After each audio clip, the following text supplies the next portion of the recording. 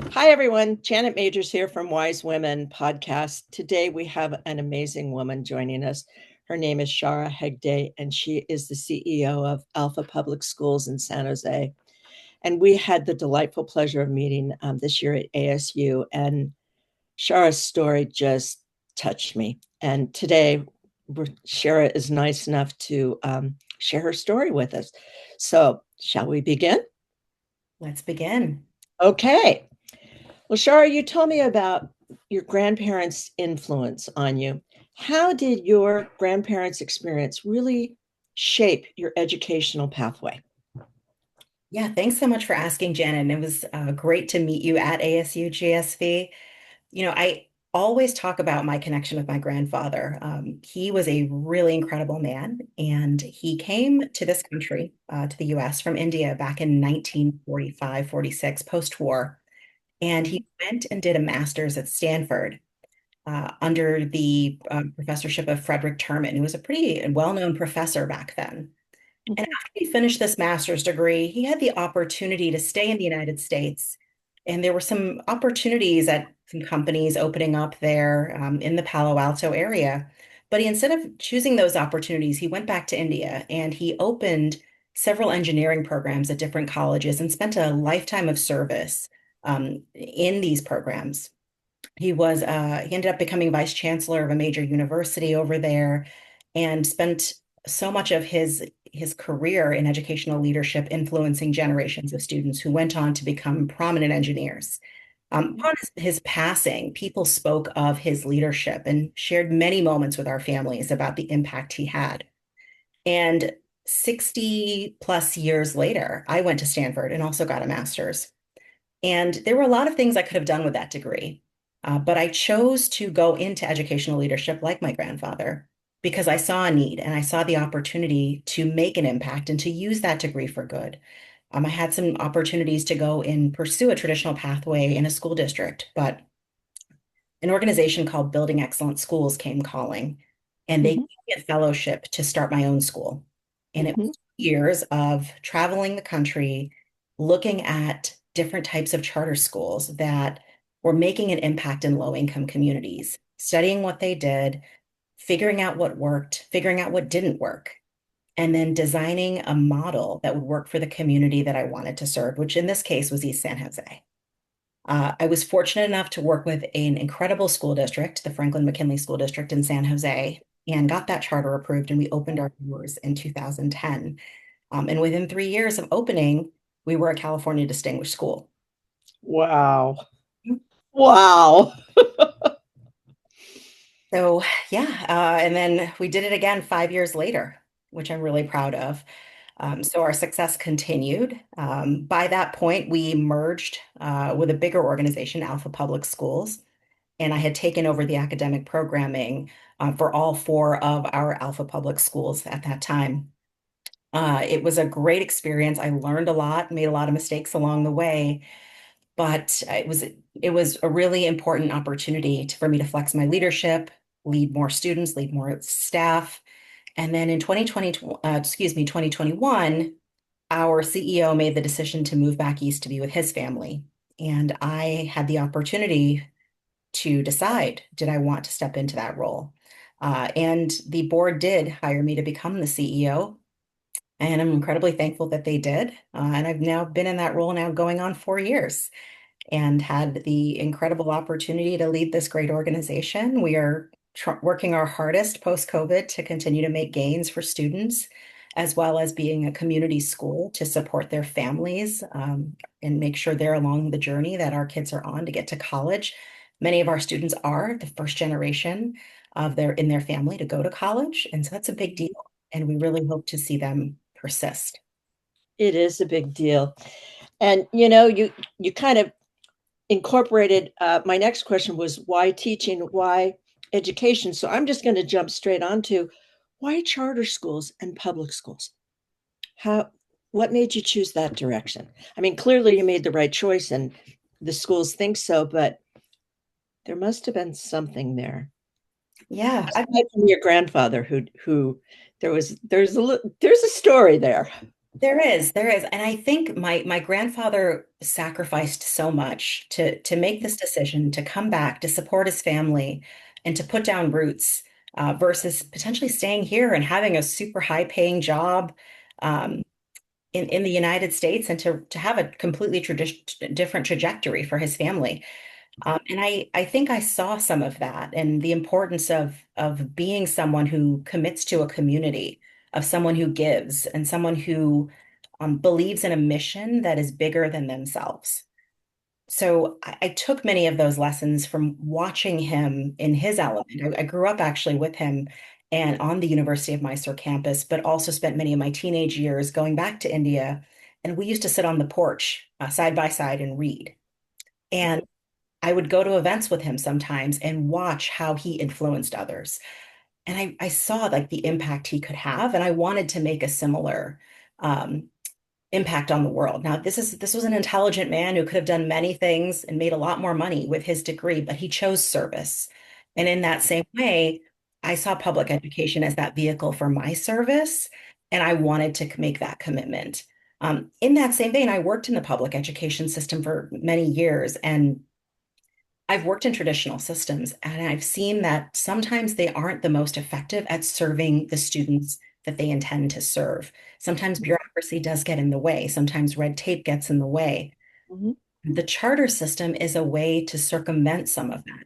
I think charter schools were intended to push that bureaucracy aside, to be innovative, and to think of ways that we can serve kids who most need us in a way that doesn't prioritize the needs of adults, different systems, of different bureaucracies, of different politicians. And so when I saw that there was opportunities in these charter schools, I was like, this could be for me. It's a way to leverage everything I've learned and experienced, both as a district teacher and as a grad student and as a public school student myself, and really do good in this world. Dare I say, it sounds like your purpose. I think I found my purpose at a very young age, and I'm very, very fortunate. Purpose is everything. I've learned that as I've gotten older. Purpose is everything. So when we were talking at ASU, you were telling me that you were, I don't know if the word dabbling is right or what the right word is, but you're entering into local politics. How does entering into politics have an impact on your position in the community, in the school districts? How does that impact anything, or does it? Yeah, it's a great question. And if you told me that I would be doing what I'm doing in local politics 10 years ago, I would have laughed at you and I would have said, no way, there's no possible way. I got into this work to serve kids. I got into this work because I love curriculum, instruction, and assessment, not politics. In fact, I chose the charter system because I didn't think it was going to be political. And sadly, in California, it has become one of the most politicized issues, this idea of charter schools. Mhm, And it begins with a story, actually. In 2019, one of the school I founded went up for renewal after 10 years. mhm. Charters have to be renewed in California after a certain number of years to continue to receive their license to operate. And we headed into that renewal process as one of the highest performing schools in the city, serving mostly low income kids, first generation kids. We had outstanding results, and we should have been judged on those results. Unfortunately, that process took a political turn, and our local school district denied us the ability to operate. And I remember being in that boardroom just absolutely flabbergasted Mhm. because in that moment, it meant our school wasn't going to be open next year. So 10 years, two California distinguished schools later, hundreds of families served, waiting lists miles long to get into the school, and we weren't going to be open next year. Now, we did file an appeal, and the school was able to remain open because that decision was reversed on the appeal.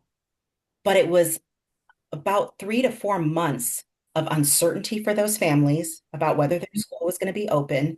uncertainty for staff, were they going to have jobs next year, and uncertainty for the community, which had grown to really love and cherish this gem of a school that existed in the center of San Jose.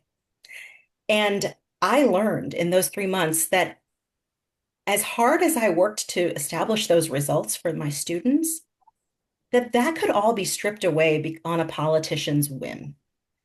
And it made me so angry. But it also, once I got through those feelings of anger, I started to realize there's important work to be done, yes, for our students. But if we don't do this other work of getting engaged in local politics, understanding the issues at play, Mhm. we're going to be working hard and seeing our hard work disappear because someone decided that they didn't like us, because someone decided that their political interests meant more than this great school for students. And so I had to get involved. I had to understand, how do I navigate my work in the context of the local political environment in which it sits. And so what that meant was getting better relationships with all of our local elected officials, especially school board members, Mhm. understanding what it meant to raise money, understanding political campaigns, and really getting into the head of local politicians. How do they think? What are the things that interest them? What are their political allies look like? What does their circle of influence look like? How do they make decisions? All of these questions. And I started to, really reorganize and plan my day when I became the CEO. I said, one of our top priorities is we're going to create an advocacy arm at Alpha.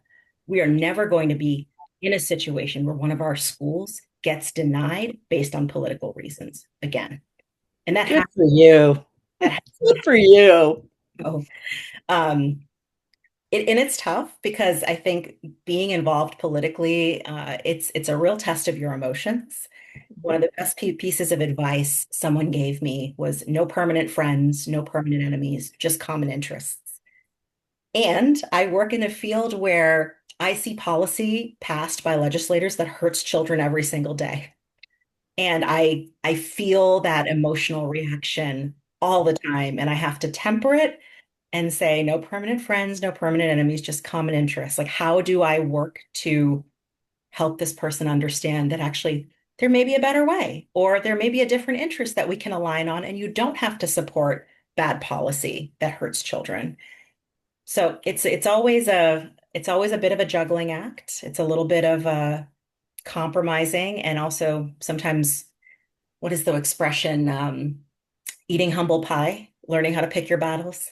I was going to go quid pro quo, but I think yours is better. A little bit of that too. A little bit of Yeah, it must be really you must feel like your brain's getting shifted when, politics tends to be somewhat transactional. that. And education is the very antithesis of that. It's forming deep relationships with your students and really, working towards their futures. I don't envy you walking on that tightrope. I really don't. It's lonely out there. It's lonely out there doing that. But you're doing it. And so I guess the next question I have for you is, what advice would you offer to students wanting to enter into the educational field right now? What tools do you think they, aside from their education and their credentials, that they should have in their tool belt? That's a great question. I think first, make sure you have a lot of patience. I think our system is at a really interesting inflection point right now Mhm. where we still have a lot of old ways of doing things. We still do standardized testing. We have traditional curriculum. And many of our schools, you walk in, there are desks, there are classrooms. Kids are learning in ways that look very similar to how they learned 20 years ago. And then we have this thing called AI knocking on our door, right? Mhm. And I can't recall where I read this, but I wish I could give credit to this author. But this notion of we we used to be teaching students to get ready for the knowledge economy, and now we're really moving into a space where the relationship economy is going to take precedence, right? And what I think the author meant by this is 20 years ago, it was important to know how to do something, to be able to exhibit that you knew how to do something, that you had those facts and figures memorized, that You could go online and respond to an essay prompt, write a great paper, demonstrate your ability to research. Now, ChatGPT, Claude, Gemini, all those tools do a lot of that for you. And so, what is your value as a student? And we're asking that question a lot in our space. And the students coming in who want to be educators, I don't think there's a curriculum for that, right? How do we prepare them? Because they may be being trained on an older model, and Hmm. the things that they will be requiring their students to do will be a completely different paradigm. So it's going to be exciting, but it's also going to be a little bit scary. So I think having patience is going to be really critical.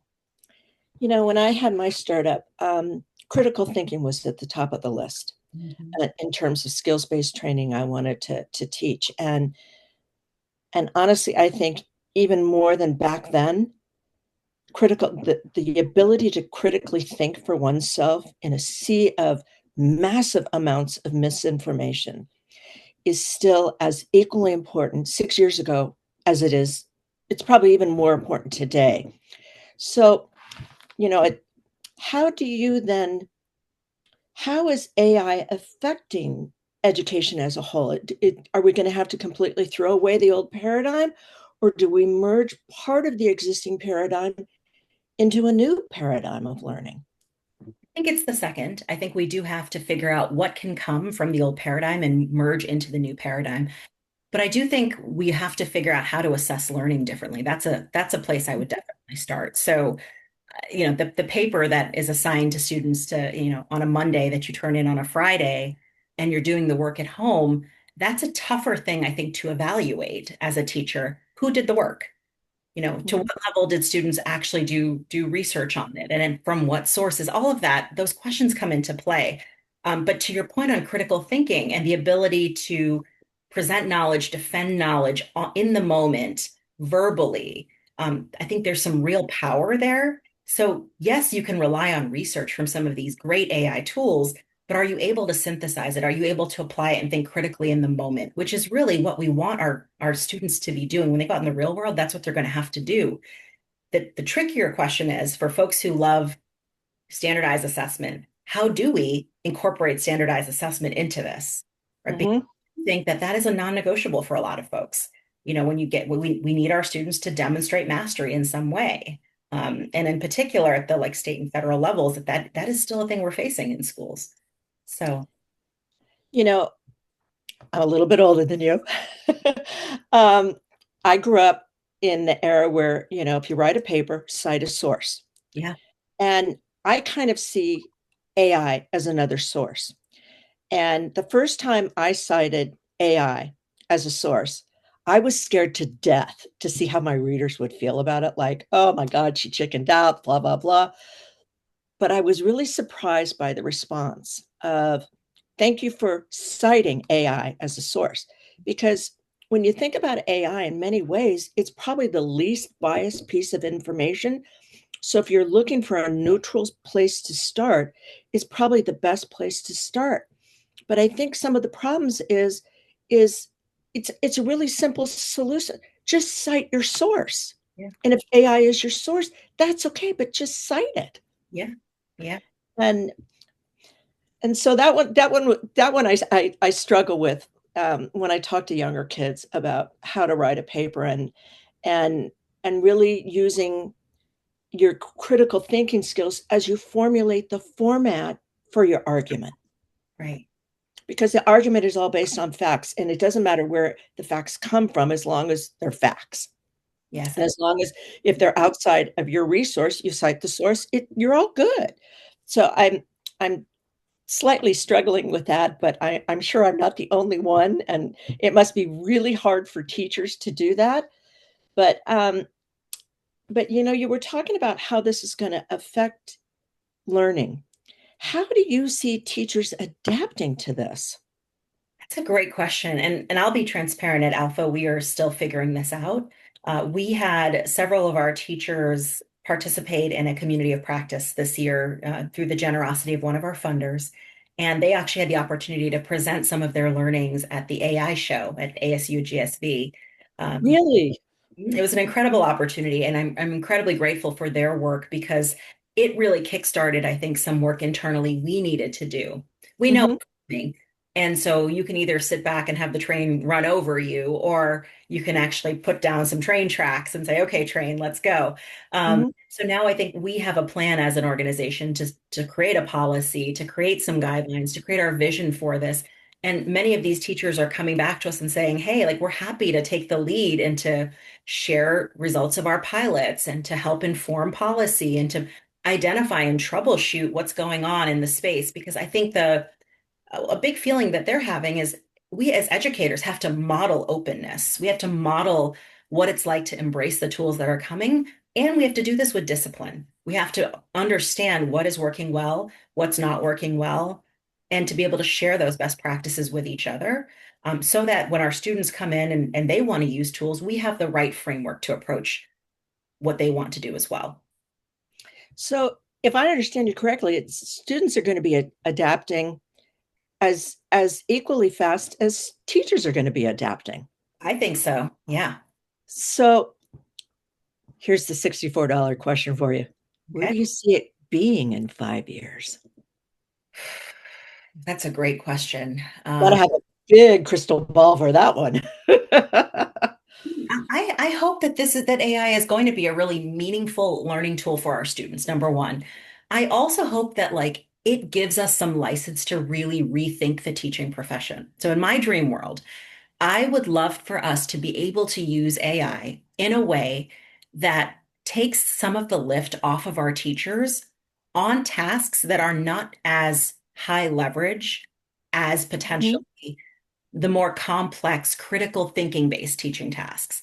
The example I always give is like if we are teaching a student how to read and we want them to like learn phonics, for example, like your 26 letters in the alphabet all make sounds. They're not going to make new sounds. We can easily train AI to teach kids how to read. There's a sequence to that. There's a formula to that. And I think for many kids that can work. I'm not saying for all kids. I understand some kids have disabilities and different learning needs. mhm, For a vast majority of kids, that could be a really powerful learning tool to accelerate reading development.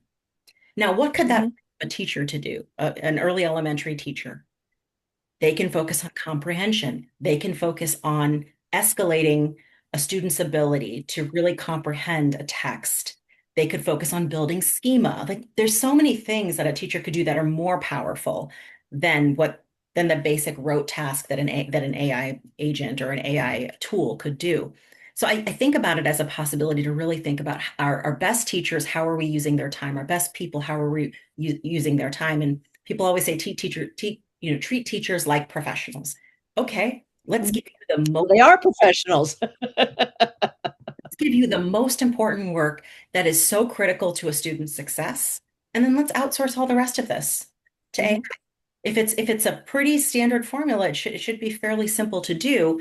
And let's give you the most important work, the care for students, the attention to their socio-emotional well-being, the ability to teach them to think critically and lead them through that work. Like that feels like a place we can really rethink how teachers are spending time. And then potentially, like, how could that be taken more broadly to our school schedules, the way a classroom is set up, how people are spending their time within that classroom? There's a lot of, I think, ways this could go, and I'm really excited for it. And I think we have to be open to it.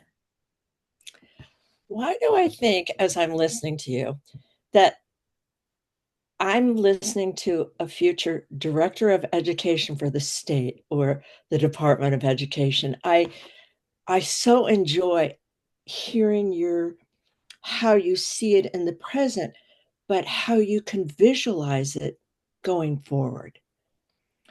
I don't know if everybody has that same level as a vision that you do. And I think your kids are so lucky to have you leading their way.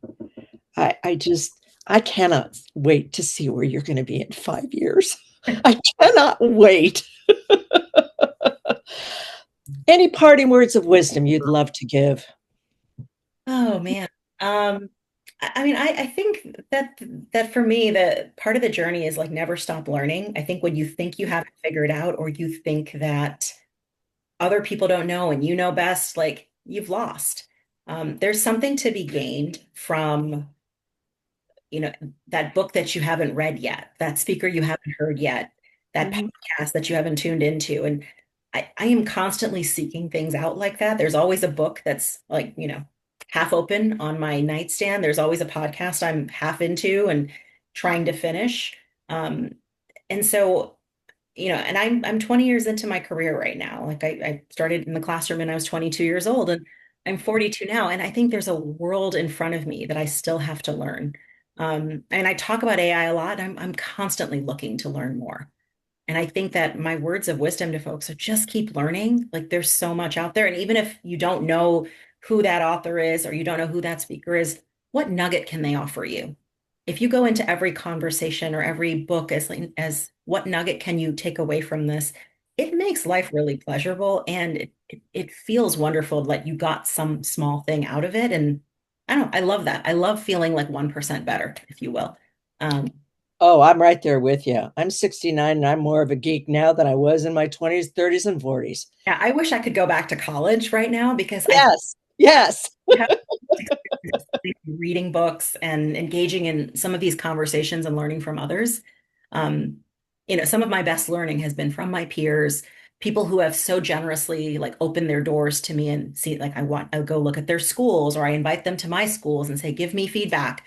Um, I think that's where the magic happens. So, Well, can I just end on this and say, thank you for teaching me today oh, and it's been a how lucky your students are to have you.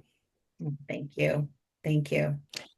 Thank you for your time. I so appreciate it Of course, this has been wonderful. It's been a nice way to end my day. and hope to see you at ASU next year.